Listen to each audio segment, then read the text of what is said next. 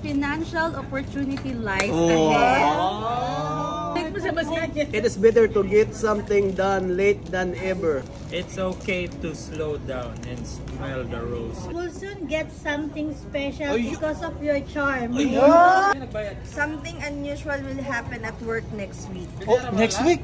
Recognize when it is advisable to compromise. Ano ibig sabihin niya, pre?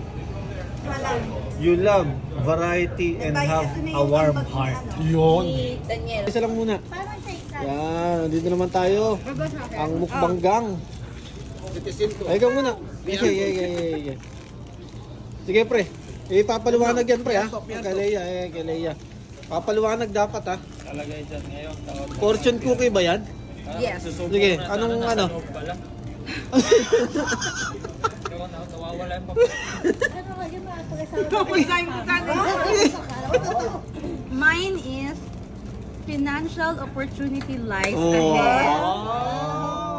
Oh. Dapat point hours ng trabaho. Next. Next. Ito si Junior. Nagbabas si Junior.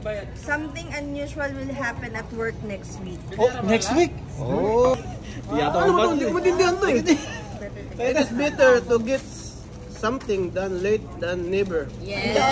Tagalog. Tagalogin mo, pre. Pero ko, hindi ko maintindihan to.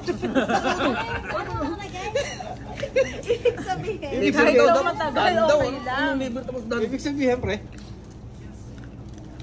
Hindi ko alam pre. Nabiyan mo yun. Ayun na, pre. Ay, basahin mo ulit, pre. Basahin mo ulit. Tanong mo ko yung French ba yung babasahin mo ko yung Oh, French or English? English. May Tagalog dito eh. English. English? Translate mo sa basahin. It is better to get something done late than ever. Yung ano mo na yan, pre. Lamiyan mo na yan. Lamiyan mo na yan, pre. Wait ka lang. PR mo. Si Nick. Ano yung sa'yo, pre? Si es Bon Dimitri de Rapal. Dolce Sabore. Bon Sechote. Bonjour, pre. Diba na? It's okay to slow down and smell the roses. Lucky number 2, 22, 34, 41, 42, 47. Lucky Ano color. ibig sabihin niyan? Lucky color. Slow down ka daw. Wala, slow down muna, pre. Huwag mong madali, pre. At amunin mo muna ang roses. Huwag mong madali. Huwag mong madali, pre. Ano kay Rhea? Pasok agad. Amunin na muna yung roses. Ito, kaya ano? Kay ate. Nasa loob ba yun Ito sa inyo? sa akin. Oo, Kay ate. Ano kay ate? You will soon get something special because of your charm. Ayan na nga. Nakuha na ni ate. Di ba? Yung dildo na gagawin na. Ayun. Ano na yun? Sure na yan. ko yun? Sure na yan. Yung LMI mo na yan, tsaka work permit po na yan, te. Yun na yan.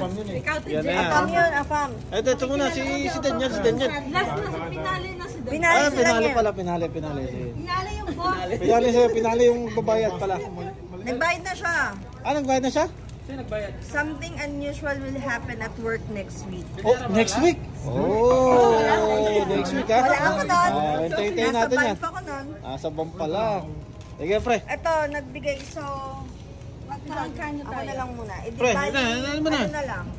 140. Recognize when it is advisable to compromise. Ano ulit, pre? Recognize when it is advisable to compromise. Ano ibig sabihin niya, pre?